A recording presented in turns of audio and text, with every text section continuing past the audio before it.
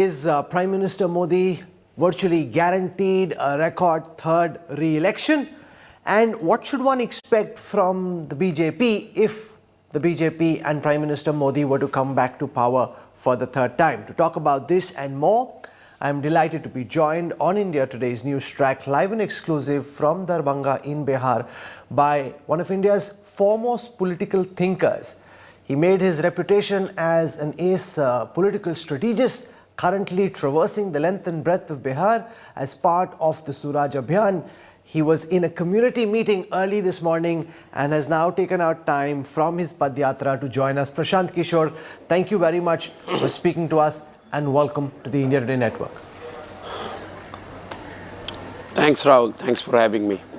So I want to start by asking you about some of the questions that have been in the minds of people who track Indian politics very closely. And I'll start from that one main question about the implications of the semi-final results on the verdict of 2024. Nothing is guaranteed, as we saw in the World Cup finals, but to the extent that one can predict an election, do you think the semi-final results make it almost inevitable that Prime Minister Modi and the BJP are likely to come to power in May 2024 again?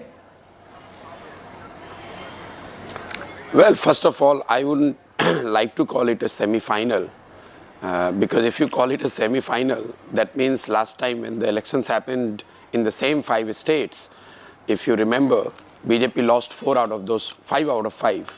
So that means BJP would have lost out of the final before the Lok Sabha elections. I don't see it as a semi-final, but definitely when you go with the win, it gives you an added advantage. At least psychologically, you have an advantage. To that extent, BJP has an advantage. But to draw a conclusive argument that because BJP has won 3 states, they are going to win Lok Sabha is not true. They were ahead any which way, even before these state elections. For any independent observer, BJP was well ahead of India Alliance, and that continues to be the case. But definitely these state elections would have added a bit more psychological, given a bit more psychological advantage to BJP. But I wouldn't draw a direct correlation between what has happened in these states versus what is going to happen in Lok Sabha elections. What do you think and are I'm the saying main... this both positively and negatively. Sure.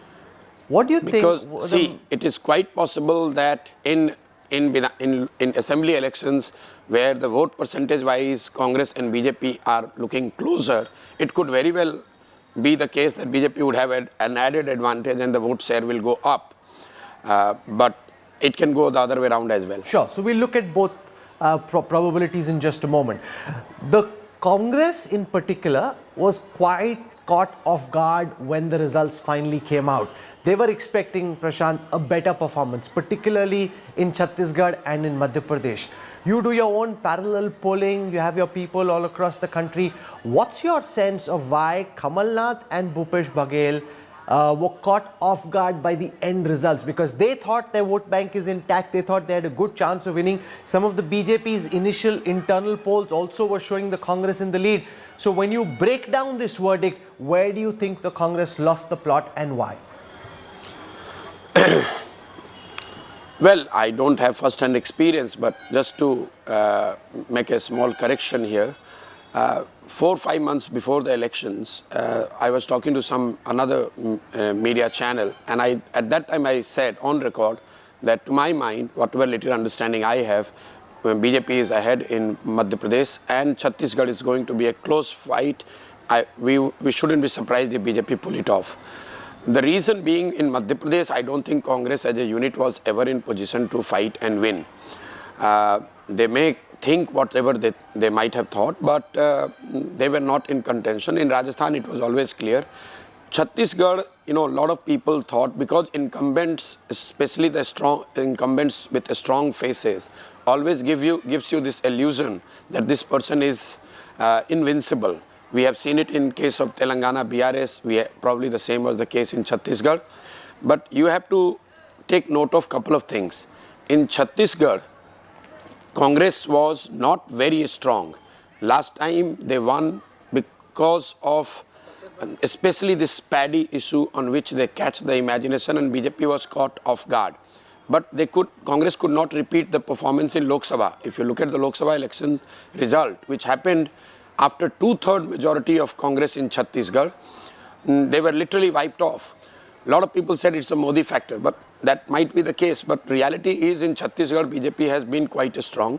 Secondly, I think Congress has been complacent in Chhattisgarh. They thought that it's just for them to be taking. Second, I'm not so sure about how much this caste-based reservation, Congress making that a central issue, would have hurt them. One need to study it carefully, because Congress's core support base probably would not have liked it as much as Congress think about the issue. So my sense is, for a regional party, when they talk about caste-based surveys, and versus a national party making it a central ploy, might have backfired them in Hindi heartland. You're saying the Congress wasn't organizationally weak in Madhya Pradesh and therefore it was unlikely that they would win. The same can be said and more about Telangana, where the Congress was a shambles till a few months ago, and their campaign really kicked into life after the Karnataka verdict came out earlier in the year. So if organizational strength is the reason for the defeat of the Congress in Madhya Pradesh, then what explains their victory in Telangana, where their organizational strength was even weaker than what there was in Madhya Pradesh?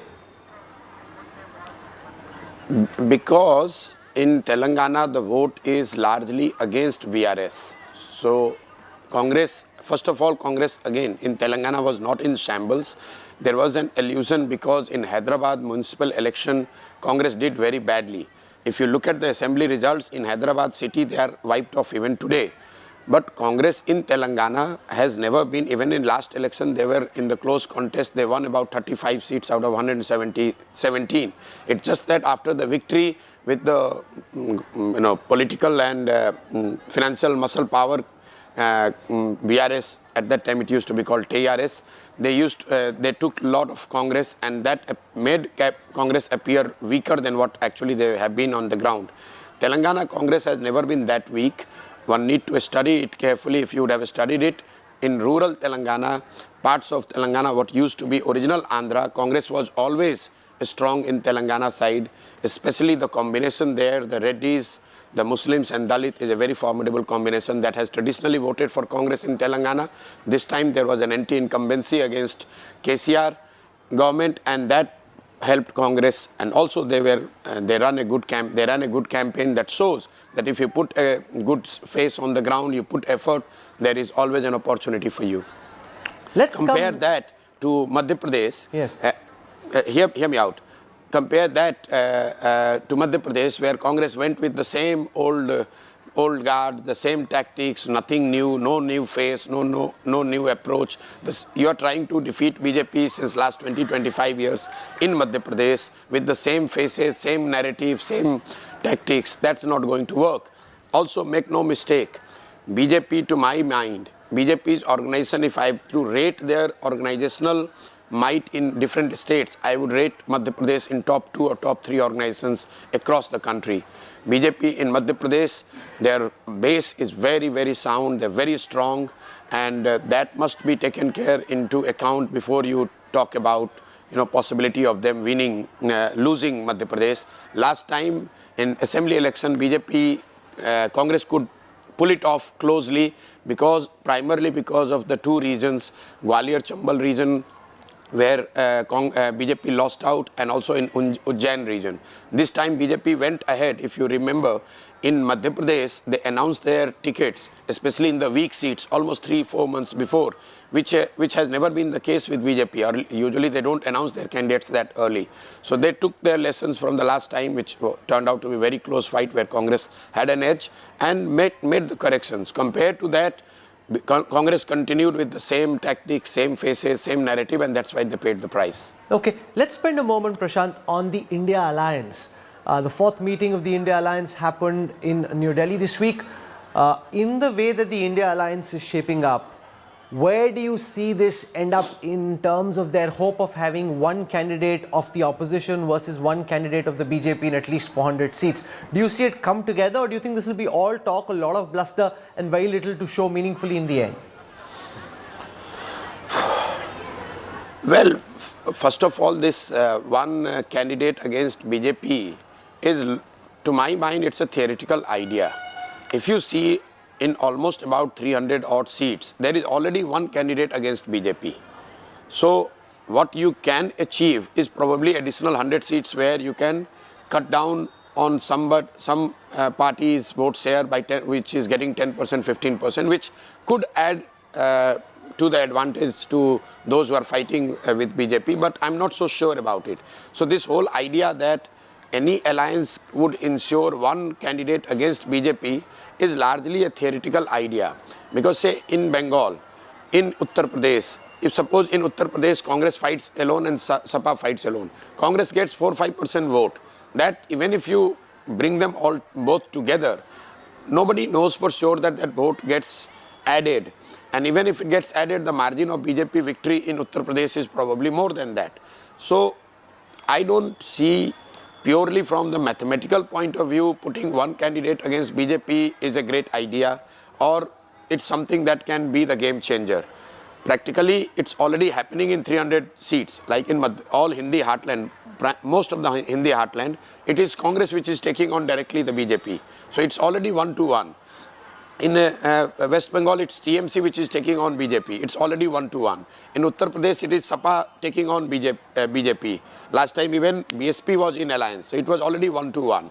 So in Maharashtra, this India alliance is already in alliance together. It is going to be 1-1. So purely 1-1 is not going to be the game changer. As far as India alliance is concerned, I don't think this one effort on the part of opposition parties are going to be sufficient enough, at least not what we have seen till date, to defeat BJP. BJP is well ahead, to my mind, as of now. And if India alliance has to do well against BJP, they have to do dramatically something very different, something which probably we have not factored in right now. And also within India alliance, it is primarily the Congress which will be taking on BJP in more than 250 seats. They have to do very well in those 250 seats. If they get the strike rate of 30-40%, then only BJP can be defeated. No, so what unless can be Congress's that game changer? strike rate against India alliance, I'm telling you, unless Congress's strike rate, forget about India alliance, the end of the day, unless Congress's strike rate vis-a-vis BJP goes above 30%, there is no chance for any alliance against BJP, because it's Congress which is taking on BJP in 250 odd seats. Last time Congress's strike against BJP vis-a-vis BJP is less than 5%. Please take note of this. Whatever MPs Congress has won last time, they have won in Kerala, there was no BJP. They won in Tamil Nadu, they were not fighting BJP. They won in Punjab, there was no BJP. So bulk of the existing Congress MPs have come where Congress was not fighting BJP. So unless game changer is if Congress is able to defeat BJP where they are taking on BJP head on. No, so what could that be? In a cricketing analogy, it almost seems as if it's Afghanistan versus Australia, and we usually know how that ends. If you were coach and strategist of the Afghanistan team at this moment, do you have a strategy or at least the outline of what you think could be a potential game changer idea which breathes some life into the moribund Congress? No, Congress, the strategy, I don't know, I have nobody to suggest them a strategy. The biggest strategy they need to take on table is they have to first accept that they are moribund. The problem is Congress is never ready to accept that fact. Whenever I have dealt with them 2 years back, now I'm no longer dealing with them, but they simply, so long you continue to refuse and live in denial, you're not going to get better results. The problem is not that there is no better strategy to take on BJP. The problem is Congress doesn't want to accept that they are moribund and they need to do things differently. Exactly what I told you in Madhya Pradesh. BJP, despite all their might, they realized that they made mistake in Madhya Pradesh and they made the amends this time.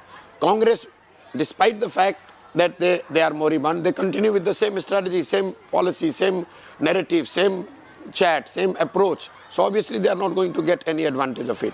So if I can give one piece of advice, I would say, please accept that your organization in the large part of Hindi heartland is all but dead. Unless you accept it, you cannot make corrections. That is a very important point, that accept that there is a problem, because the problem is staring you in the face. It keeps coming back to bite you, and yet the Congress at this moment doesn't seem to want to accept that. One of the ideas that's been thrown up this week is the idea of making Mallikarjun Kharge, the current Congress president, the prime ministerial face of the India alliance. Mamata Banerjee and Arvind Kejriwal have both suggested this idea. Do you see there is some traction there in this attempt to try and stitch the Dalits, the Muslims and some other communities together, depending on which party is in alliance where, but basically by projecting Mallikarjun Kharge as the prime ministerial face to take on Prime Minister Modi? Well, Rahul, I'm a believer that if you do something right or wrong, it would have some impact. Say when India Alliance called themselves India instead of calling themselves UPA, definitely there has been a chatter, there was a buzz, but they stopped there. Similarly, if they announce a face, whether it is Mr. Kharge or somebody else, definitely it will add some more jing to what they are trying to do. But the irony here is that Mr. Kharge's name was proposed by Ms. Mamata Banerjee and Kejriwal. His own party did not necessarily back the idea. Mr. Kharge is the president of Congress. So if it would have proposed by Mamata Banerjee, Arvind Kejriwal and backed solidly by Congress, then it would have got merit to discuss. I do agree that if Mr. Kharge is made a prime ministerial face on the part of India Alliance, it would definitely add some it would give some advantage to India Alliance, because he is a tall leader, senior leader. How much, that I don't know, because he is from South India. And largely the battle with BJP is in North and the Hindi heartland. But definitely, rather than having no face, if you would have a face, it would have an advantage. No, but can you try and quantify this? If you were strategizing this decision, what would be the vote share gain that you potentially attribute to the decision, if it's taken, of appointing Mallikarjun Kharge as the prime ministerial face of the India Alliance? Well, any decision, if you appear to be tentative or unsure in taking that decision, it is not going to give you the result. What I'm trying to tell you, that when they formed the alliance, they have not been decisive. They are still struggling with the seats, narrative faces. When they are announcing the name, then there was only one moment then where they all appeared united, which was that was on renaming UPA to India, and that gave them the advantage. All over India, people are talking about the alliance being called India. But after that, they have been tentative on every strategic move, be it narrative, be it a common minimum program, be it seat sharing, be it the face. If Mr. Kharge or anybody else for that matter, who do you think is best suited to be the prime ministerial face, Prashant? Who do you think is best suited to be the PM? Hear me out. No, I'm not here to do that. I'm making a strategic comment here. Whoever you want to present as a face, it is important that you are decisive about that decision. In the case of Mr. Kharge, it again appears that some two important allies have made the suggestion, which is not necessarily backed fully by Congress. Mr. Kharge himself almost immediately backed out. So in that case, when the proposers of the name or the proposition are not sure, how do you expect the people to get galvanized with that idea? One of the big themes of conversation post the results has been the supposed North-South divide. I interviewed the Home Minister Amit Shah, and he very strongly countered the idea of a North-South divide in this election. Do you, from your lens, see a North-South divide where the BJP isn't doing as well in the South? Or do you think this is just a very slippery slope that the opposition should not actually be going down? See, one is the ethical and moral aspect to it, that one should not get into this North-South divide. But even if you look at hard data, it's not supportive of what people are saying. There is no North-South divide. If you look at data, BJP's performance has been lackluster in east and south of the India, starting from Bihar, where out of 40 they have got only 17. In Bengal, out of 42 they have got only 18. In Orissa, in Telangana, in Andhra, in Tamil Nadu, in Kerala. This is the zone, roughly about 220 odd Lok Sabha seats, where BJP has been less than 50 seats. And this has not emerged today. This was the case in 2014. This has been the case in 2019 as well. And I do not see it dramatically changing in 2024. The problem is not these 220 seats. BJP, whatever they get in these 220 seats, they are working hard to increase their number in these 220. But at the same time, the remaining 300 odd seats, that is where the problem lies for opposition. In those 300 seats, BJP is having more than 90% seats. So unless you defeat BJP in West and North, you can talk as much as you want to talk, it's not going to work.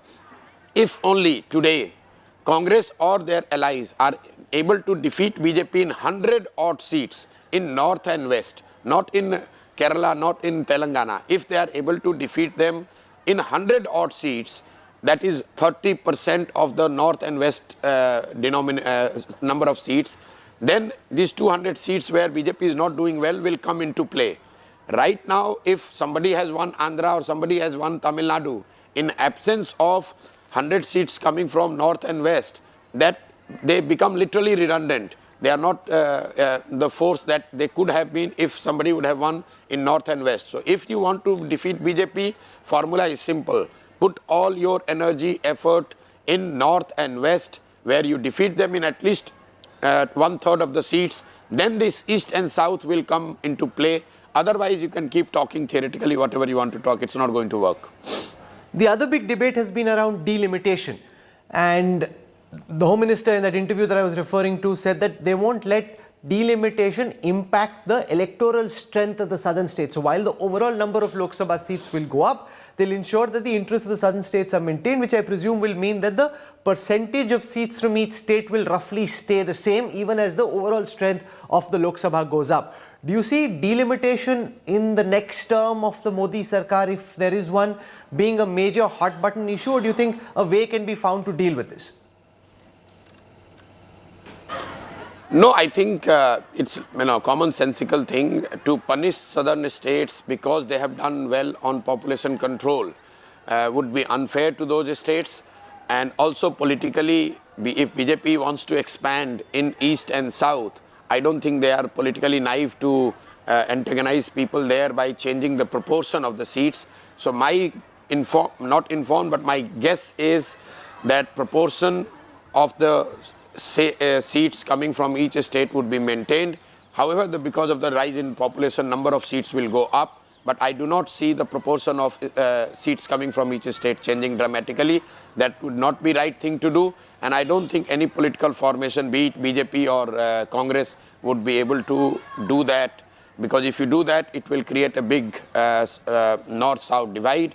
Plus, it will also act as a kind of disincentive for those who have worked well, the states and the governments and the societies that have work on the population control and other developmental measures. It would appear as if they are being punished for doing right thing. Let's spend some moment on the key political personalities. Rahul Gandhi is planning a East to West Bharat Jodo Yatra Part 2.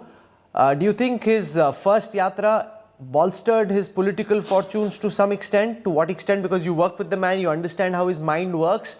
And now if he does this East to West Yatra, do you think he's being able to overcome the Pappu image, or do you think the brand is so damaged that it's very difficult to revive meaningfully, especially when the comparison is with somebody as formidable as Modi? See, it has got nothing to do with how formidable Mr. Modi is. Globally, if you look in democracy, those who fight elections or those who are in public domain, there is a kind of life to any brand or any leader. If you are defeated once, twice, thrice, you cannot go on trying and hope that somebody, all of a sudden people will realize that, oh, you are the one who are going to change their fortunes. So to that extent, I do not see Rahul Gandhi being able to completely change and become the new messiah in the eyes of the people of this country. However, having said so, if he has made an effort like walking from Kanyakumari to Kashmir, definitely it would help him personally and otherwise, where people would have seen that at least he has made an effort. But as you have seen in the election results as well, the walking itself on its own would not result into better election results. If that would have been the case, then Congress would have won Rajasthan, Madhya Pradesh and Chhattisgarh, at least one or two of them, because he He walked more number of days in these states than he would have walked, say, in Telangana. But you can walk, you can work with the public, it will always help.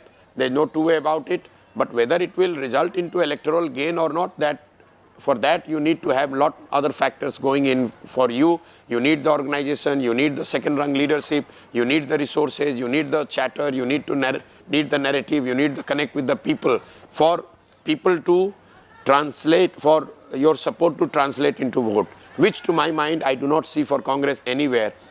For example, he walked. Last 2 years almost, I've been living in villages of Bihar. I do not see any change in the perception of people vis-a-vis Rahul Gandhi or Congress in Bihar. So, or for that matter, UP. So, unless you have a supportive organizational strength and the narrative to go hand in hand with your personal effort, be it a walk or a Rath Yatra or any public contact, it's not going to give you electoral dividend. Let's come now to Prime Minister Modi, who, despite being in power for 9.5 years, has the highest approval ratings of any leader globally. You look at that Morning Consult tracker, it almost seems as if Prime Minister Modi is in his own zone and everybody else is playing a different kind of game, including someone like Joe Biden, who has been in power for just for about 4 years. So, A, what explains his abiding popularity? Do you think this stays till the time Prime Minister Modi is around, or do you think it's almost impossible to say for sure and this could potentially change as well? Rahul, I watched a program where you presented the same data to some panelists there, and some of the psephologists in your show say this shows this, that. It shows nothing. If you are a powerful leader of a big democratic setup as big as India, definitely you would have the approval rating, part of it reflected in the global surveys as well. But I wouldn't draw any meaningful conclusion that how much his rating is outside India. If you remember, just for your viewers to recall, Mikhail Gorbachev was given a Nobel Prize, and the same year he was thrown out of the USSR at that time. As the country was disintegrating, he was the global leader. He was appearing as the global leader, messenger of peace and somebody who can change the world order. And he was thrown out in USSR. And I think Mr. Modi would know it better than anybody else, all of us, that these global ratings means nothing. His ratings in India is something which you should take note of. Yes, he has been popular, but it has got to do with both. One, he has been popular. Second, he has not had the challenger who can, put a counter narrative, or who can put the effort, who appears to be putting the effort to challenge Mr. Modi. I'm sure if you get somebody else who puts 5 years, the same Modi with the same strength, same strategy, would have a much lower rating than what he has today. A lot of people, I can tell you with my experience, in 2014 when people went to vote for Mr. Modi, a lot of people thought and really believed that this is the man who is going to change India fundamentally, and he is going to transform everything what Indians are suffering from. In 2019, a lot of those people again went and voted for Mr. Modi, but their chatter was, okay, he's trying, at least he's making an effort, he's a hard-working guy, his intent is right, let him give him another 5 years. When this time people will go and vote, what I sense is people are saying, okay, yes, he has not done dramatically very different things, he has not changed everything, but at least he is better than the others. Who is there who is better than him? So, the data and perception is already tilting. It's just that you are not noticing because there is no formidable challenge to him. But there is one data point I want to highlight just to buttress the same point what I have just said. In 2014, if Mr. Modi would have given a call, even in local panchayat elections, people voted on the call of Mr. Modi, the local bodies election, the Vidhan Sabha elections, and that is reflected in, but now I don't think he has got that kind of charisma. It is reflected in the vote, the data, because you're talking about data between 2014 to 2019. In all assembly elections put together, BJP's underperformance was close to 3 percentage point, meaning whatever they got in the Lok Sabha, in Vidhan Sabha, they got 3 percentage point lower. But between 2014 to 19, their underperformance is now high single digit. In many states, the BJP vote share in Lok Sabha versus Vidhan Sabha, their difference is 10-12 percentage point. That is showing that while people are still voting for Mr. Modi, they are not taking his word or his appeal to voters to vote for a political party or a leader as the gospel truth and as something which they want to follow blindly. So his brand and his capability to take vote is already coming down. Data, the beauty is you want to interpret it the way you want to interpret, you can always put it that way. But I see his popularity going down. He is no longer as formidable as he was in 2014. But yes, I still say he is still at the pole position. He still has the lead, primarily because there is no significant anger against him. There is a fatigue, but there is no anger. And more importantly, there is no challenger who is capturing the imagination of people by and large across Hindi heartland. Now, one of the questions which everybody ponders over but nobody knows for sure is what happens when Prime Minister Modi hits the age of 75. He's often said that once you hit the age of 75, you should retire. However, if he does win his third term, he'd be midway through his third term, and there are conspiracy galore, theories galore in the BJP RSS circles of whether he'll give up what he's doing, head off to Kedarnath or some such place, or whether he'll stay on because he's been voted to power and continue till the end of his term at least. No one knows for sure, but I want to know what you think. Well, Rahul, you knows it, I know it, the whole India knows it. He's going nowhere. If he wins, he continues to be the Prime Minister. No rules applies to him, not of this kind of rules. So this is like just a living room chatter. Sometimes people entertain themselves with this kind of fancy ideas. I do not see Mr. Modi leaving the chair so long he is voted by the people of India. Okay. Be it 75 or 80. How do you see the issue of a post-Modi succession? There's a lot of chatter. You spoke about drawing room conversations, etc. How do you see that potentially play out? Well, on succession, nobody can make a second guess. All of you, whole of India, all your pundits, surveyors, political analysts could not predict the succession in the states like Madhya Pradesh, Rajasthan. How do you expect any one of us to have an idea of who is going to succeed Mr. Modi? First of all, it's a little bit too premature. But one thing one can say for sure is the directionally which side it's going. If you look at, and for that you don't need to be a political analyst, just look at the BJP's leadership trajectory over last 20 years. It was Vajpayee and Mr. Advani. Vajpayee as a liberal face, Advani as a conservative face or hardliner. Then it became Mr. Advani and Mr. Modi. Now it is Mr. Modi and Mr. Shah. So directionally they are becoming a bit more closer to what they claim and they have their ideology is. So I see somebody, whoever replaces Mr. Modi would appear to the large section of society a much more hardliner Hindutvadi than what Mr. Modi is. Interesting. You're saying the direction is very clear in my mind. That is where we are going. You're saying that it seems certain from your perspective that whoever comes is likely to be more hardline, more pro-Hindutva than Prime Minister Modi. That's your sense? Not sense. I can say this with all conviction at my command. This is going to be the trajectory. I do not see BJP having anyone in the leadership position of the party who would appear to be more liberal than what Mr. Modi is. Okay, let's spend a moment talking about yourself. In the last few days that we've been discussing, setting up this interview, from the schedule that I've understood that you're following, you leave early in the morning. Just before this interview, you had a community meeting as well. You're traveling through the length of Bihar every single day, going up quite late till 10:30, 11 at night. Where do you think this is all going? Because when I speak to top politicians in some parties, especially the BJP, they say dhakke kha raha hai lekin kuch niklega nahi hai. How do you see this build up and to what end? Well, I have committed myself a few years to be in Bihar and do what I think could be the remedy for a lot of problems we face in this state. And this state has not, we are at the poorest, the most deprived lot in the whole of India. And I don't think by forming a political party, fighting elections, winning or losing is going to change Bihar. Bihar has seen Congress government, we have seen Lalu Nitish, we have also seen BJP. Even the 10 years of Mr. Modi in Delhi has not made a single difference as far as Bihar and the lives of people of Bihar is concerned. So I see the problem lies more on the side of the society.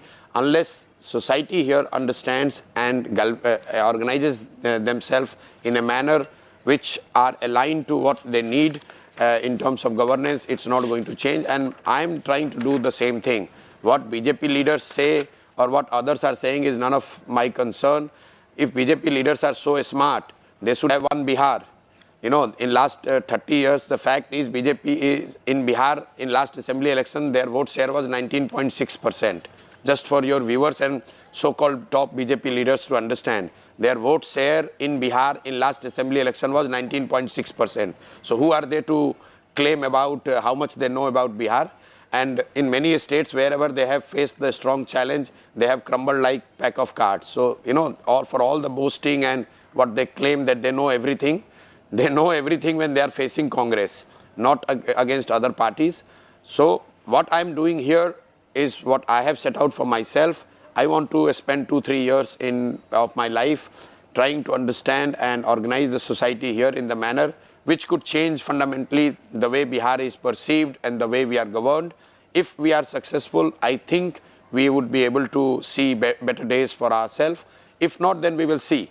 If BJP has a better plan, then they should do it. They are sitting in center. They have got, or their alliance got 39 MPs from Bihar. They did absolutely nothing for Bihar. So at least they should be the last one to be speaking about Bihar and the politics of Bihar, and they should be the last one to be speaking for people of Bihar.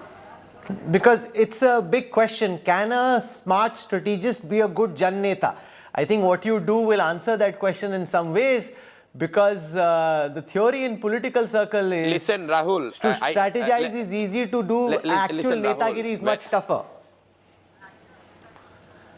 Okay, so a lot of people, when I started what you are calling political strategist, a lot of people said the same thing, that it's one thing to sit in the office and do computer number crunching and completely another thing to help someone win elections.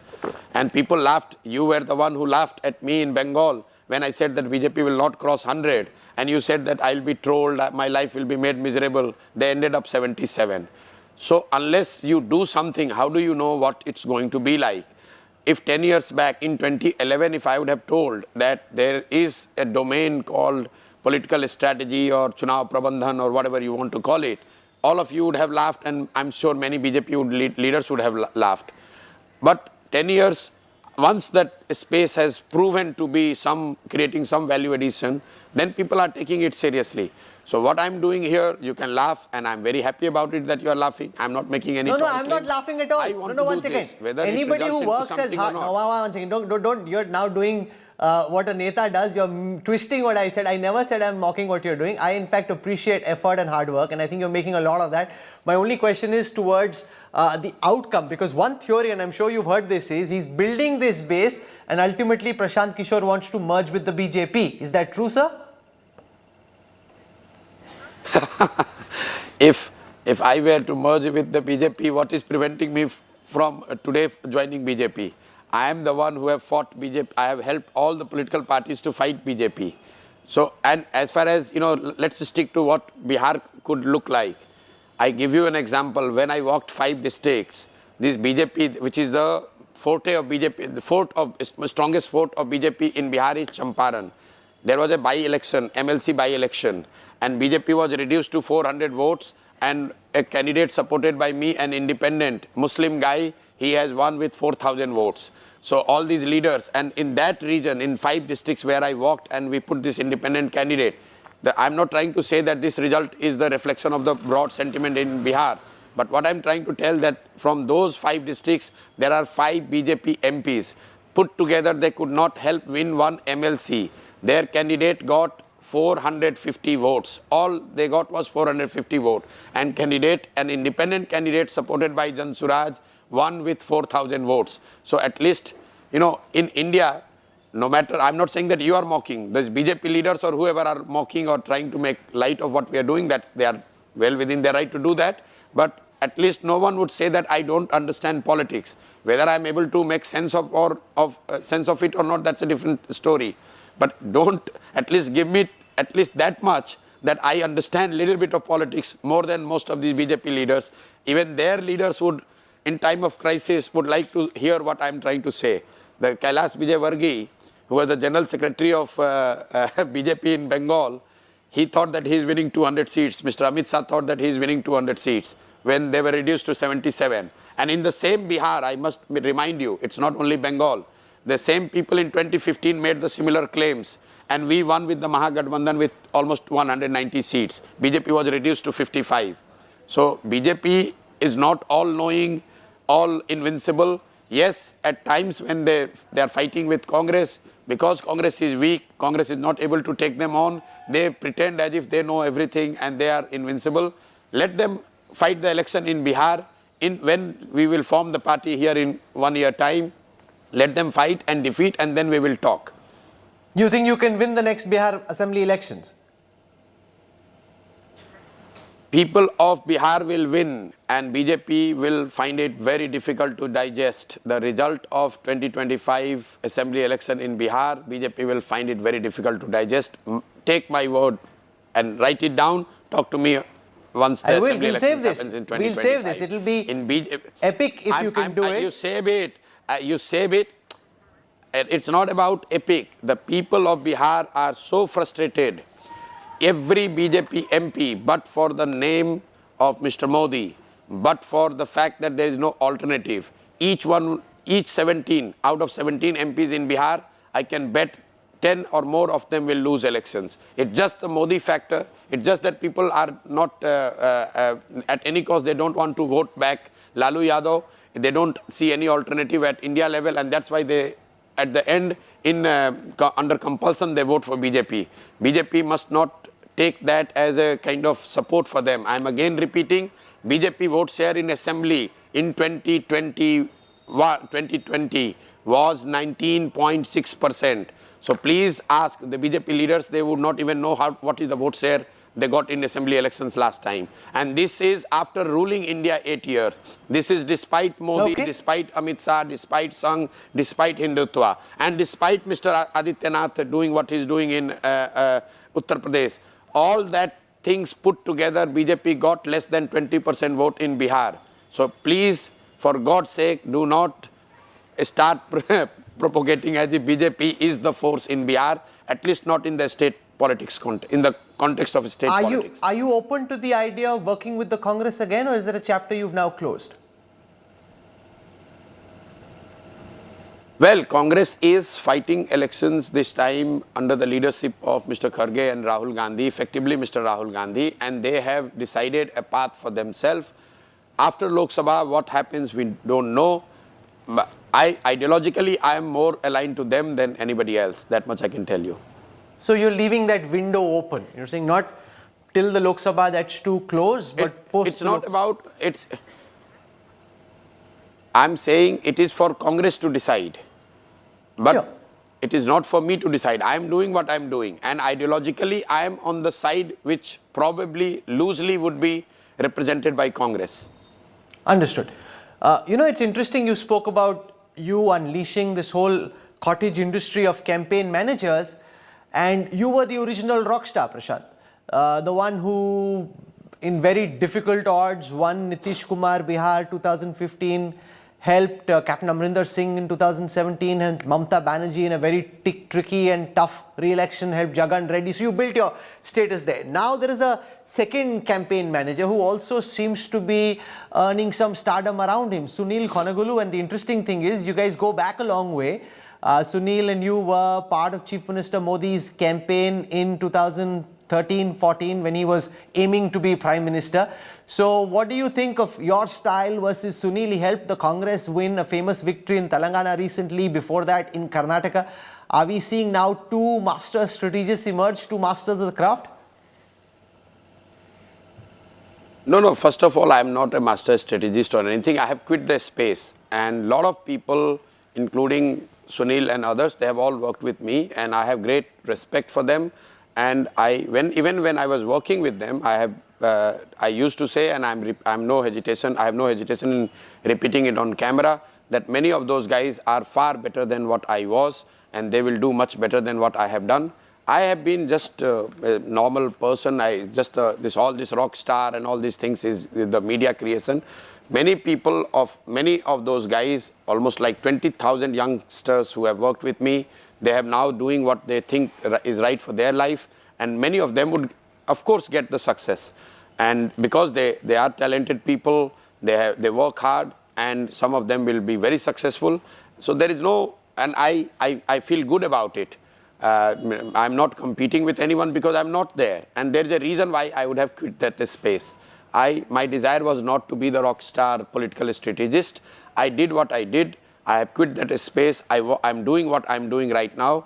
And I wish all my colleagues, ex-colleagues who are doing in different formations, in most of elections you would see now both sides, the incumbent and challenger are both helped by my colleagues, ex-colleagues. So for that matter, I am going to be, happy with success or loss any which way.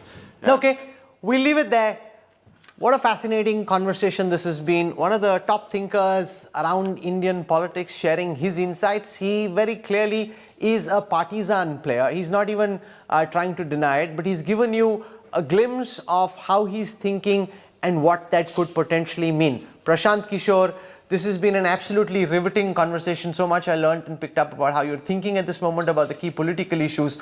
For joining us on India Today's Newstrack, thank you very much. And I wish Jan Suraj all the very best. Because coming from the ground to make the effort that you have takes a lot of personal motivation. The jury is still out. You think you're winning Bihar 2025? The jury is still out. It's much easier to say that than to do it, but you are putting in the hard yards. And as is often, I didn't say that. I didn't say that I'm winning. I'm saying people of Bihar are winning 2025, and all of you should be up for the surprise. Okay, and you also said that there is a window which is open post the Lok Sabha elections of a possible rapprochement with the Congress, if the Congress wants it. Prashant's not denying it. So there's a lot to chew on and to bite on. For joining us from Darbhanga, thank you very much. Prashant Kishor, really appreciate your time and wish you all the best. Thank you, sir.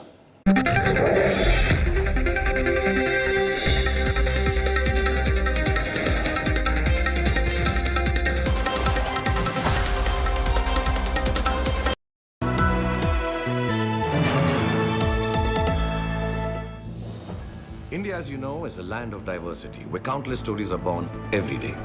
A brand that has celebrated the rich mosaic of our country, India Today, is the brand that has been covering stories from all spheres of life from across the country tirelessly, making sense of the myriad India and the Indians residing in here.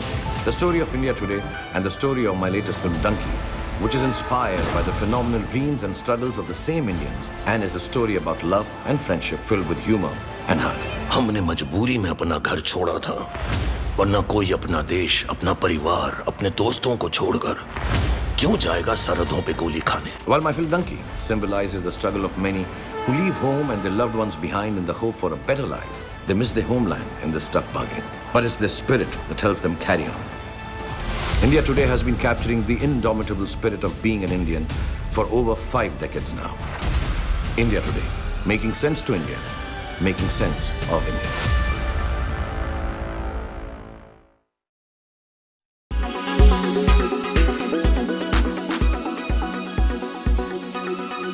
Suspend कर दिए गए, बाहर निकल गए। Mock parliament, youth parliament होती है, अलग अलग रोल प्ले होता है। मॉक पार्लियामेंट होती है, सड़क पे भी होती है, पंचायत में भी होती है, गांव में भी होती है।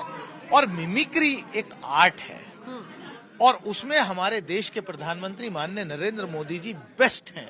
उन्होंने तो संसद में रिकॉर्ड पे, भाई कल्याण बनर्जी ने तो जो है सीढ़ियों पर किया।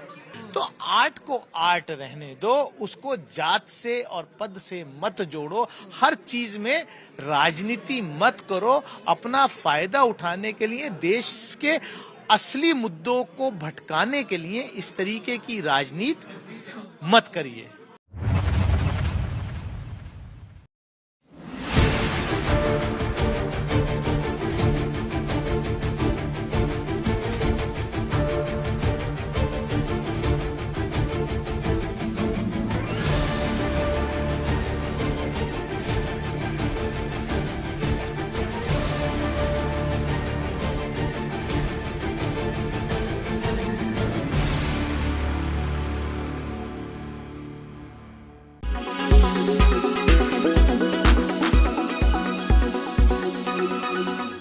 Make your media plan smarter with India Today Live TV on your connected devices. Amplify your brand with 100 million smart internet viewers. To advertise, mail us at sales@aajtak.com.